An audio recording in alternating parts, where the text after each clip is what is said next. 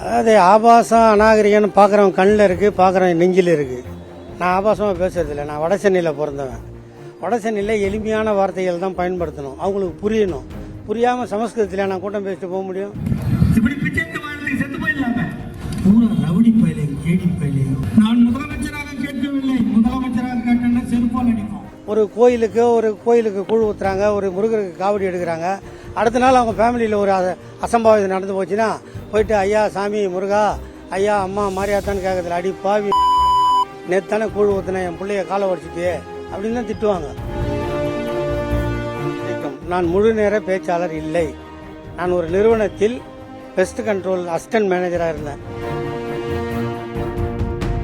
நீங்கள் 64 நாள் ஜெயிலில் இருந்தீங்களா? ஜெயில் வாழ்க்கை கஷ்டமாக இருந்துச்சா?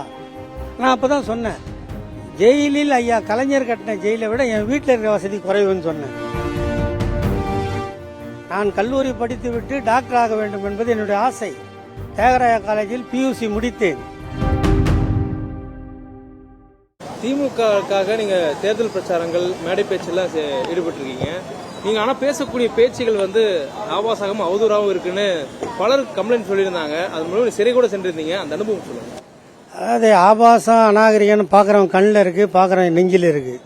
நான் ஆபாசமாக பேசுறதில்லை. நான் வட சென்னையில் பிறந்தவன். வட சென்னையில் எளிமையான வார்த்தைகள் தான் பயன்படுத்தணும், அவங்களுக்கு புரியணும். புரியாமல் சமஸ்கிருதத்தில் நான் கூட்டம் பேசிட்டு போக முடியும்? புரிகிற வார்த்தையில் பேசுகிறேன்.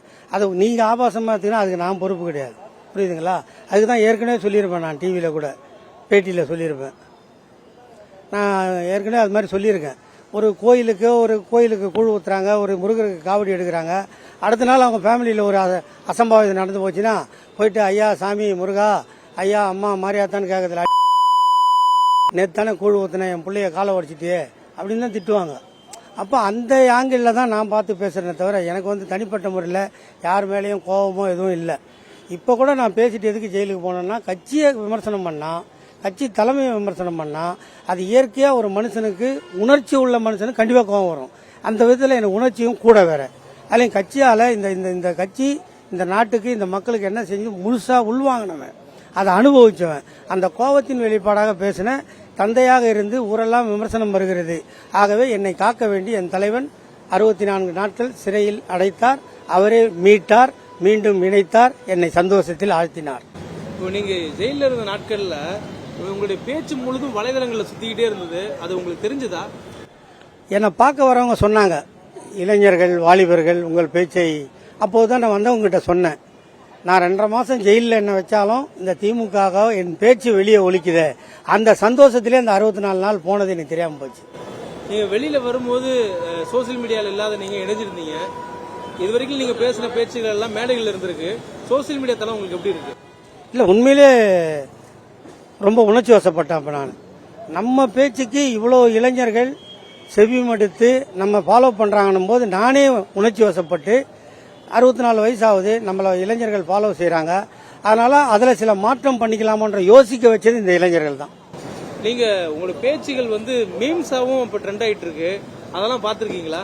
எல்லாத்தையும் காட்டினா பார்ப்பேன். என்னை பொறுத்த வரைக்கும் வாட்ஸ்அப் பார்க்கறதுக்கோ, ஃபேஸ்புக்கில் நோண்டுறதுக்கோ, இன்ஸ்டாகிராம் பார்க்கறதுக்கோ உண்டான நேரமோ காலமோ எனக்கு இல்லை. நான் மிக மிக எளிமையானவன். அன்றாடம் வேலை செய்தால்தான் என் குடும்பம் பிழைக்கும். நான் முழு நேர பேச்சாளர் இல்லை.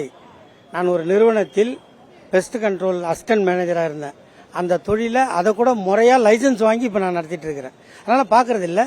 ரொம்ப கொஞ்சம் முக்கியமாக பார்க்க வேண்டியது, நான் பார்த்தே தீரணும்னு நினச்சி என்கிட்ட கூட காட்டுவாங்க, பார்ப்பேன், சந்தோஷப்படுவேன், அவ்வளோ. இப்போ நீங்கள் வந்து 64 வயது ஆயிடுச்சு உங்களுக்கு. கட்சியில் இளைஞர்கள் இன்னும் உங்களுடைய துடிப்போடையும் வேகத்தோடையும் பேசுகிறாங்கன்னு நினைக்கிறீங்களா? இல்லை, அந்த துடிப்பு வேகம் இல்லைன்னு கொஞ்சம் வருத்தப்படுறேன் நான்.